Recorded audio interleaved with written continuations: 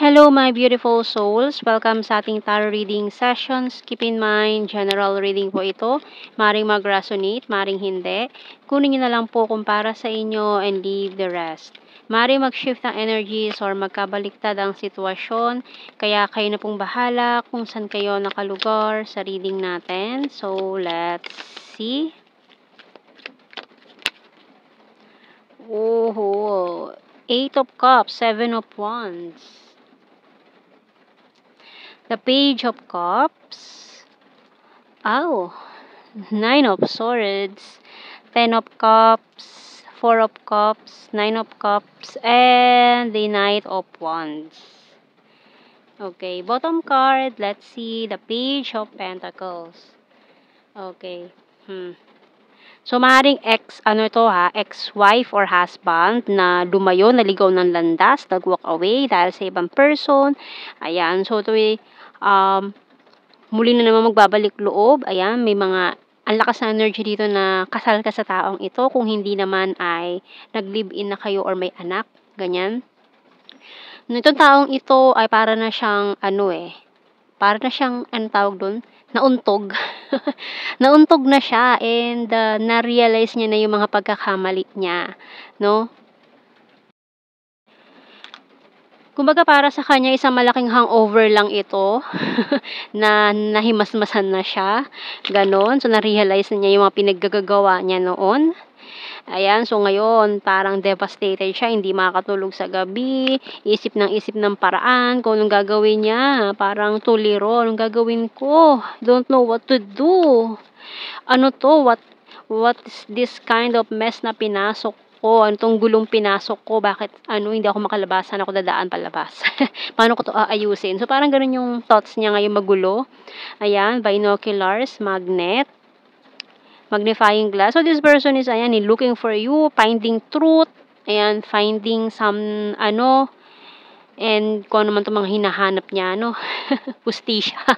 Ayan. So, we have here crystal ball, shovel, lantern, and snail card. So, sama na natin yan kasi ang dami nahulog. Bottom card is sweet. Ayan. So, tingnan natin anong message ng archangels natin dito. So, kasi parang panaginip lang lahat eh. Hindi niya ina-expect na ganun or hindi niya talaga wala sa plano yun eh. Ayan. So, after nun parang nawindang siya and nawala siya sa momentum ng buhay. Ayan. We have here patience.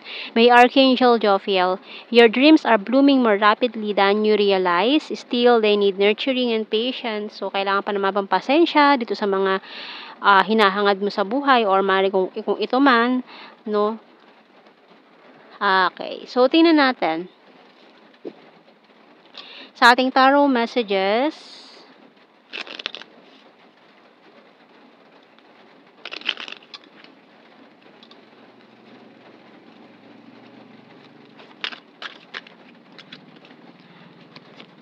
it hurts so badly. You're my wish come true. O, di ba magdadrama na ito? Nagdadrama. Parang nagmamakaawa siya sa'yo. Please, forgive me. Please, tawag dito, pakinggan mo yung mga explanation ko. I want to protect you. We're compatible to each other. I'm strong and independent. You're my strength. I want to marry you someday. I'm honest to you. Kung hindi ka man kayo kasal, ayan ang gusto niya mangyari. I want to marry you someday. Ayan, totoo daw yung mga sinasabi niya dito and I need to achieve my goals. Pero lagi ko sinasabi, hindi to magre-resonate para sa lahat. No? Okay, so tingnan natin.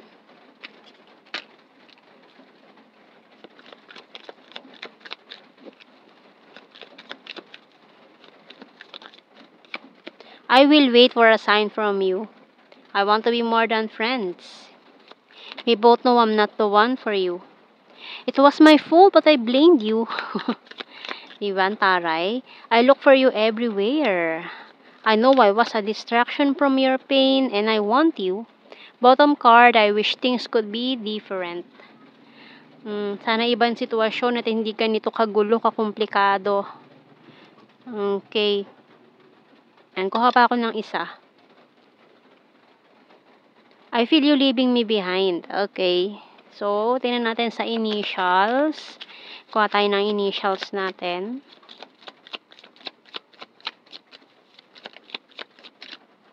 Letter C, F, N, U,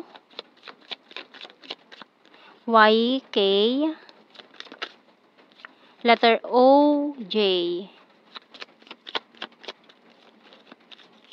So, last card, letter B. And yung bottom card natin, letter T. And tingnan natin sa ating blue card, we have here Chaser and Prophecy. Okay. So, yan. Tingnan natin to last card. Oh! Karmic relationship. So, maaaring may mga nagoyo na naman. Ayan, may mga pumili na naman ng karmic relationship dito na very toxic. Ayan. Kaya parang naligaw ng landas. And ngayon, nagbabalik loob. Tingnan natin. General signs and the messages tayo. We have here, confusing. So, parang nako-confuse lang daw siya noon. Confused, January. Friendly.